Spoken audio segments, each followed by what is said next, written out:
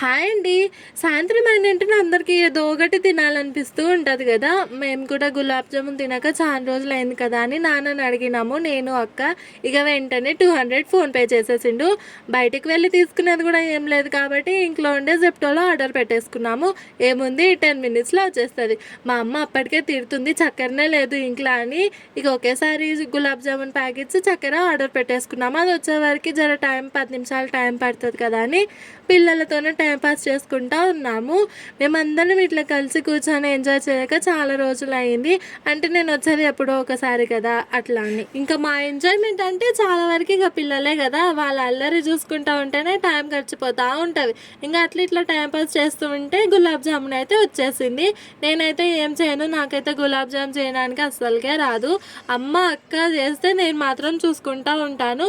యాడికి వెళ్తే నేను ఏదైనా అంతే, జస్ట్ నేను చూసుకుంటూ ఉండడమే, వాళ్ళే చేసేస్తారు.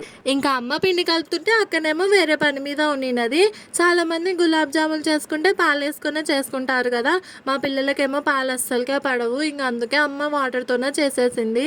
అమ్మ అక్క వాళ్ళ పనిలో వాళ్ళు ఉంటే పిల్లల పనిలో పిల్లలు ఉన్నారు. ముగ్గురు కలిసి కొంచెం కొంచెం పిండి తీసుకెళ్ళి ఆట పెట్టిర్రు. చూడడానికి ముచ్చుకంత లేకున్నా కానీ పిల్లలు కెమెరా ఆన్ చేస్తేనే మొహాలు మూసుకుంటారు. ఎందుకో కానీ వీళ్ళు కూడా అసలు నాకు వీడియోకి సహకరించరు. ఇక గులాబ్ జామ్ అయితే రెడీ అయిపోయింది. పిల్లలకి చాలా బాగా నచ్చింది.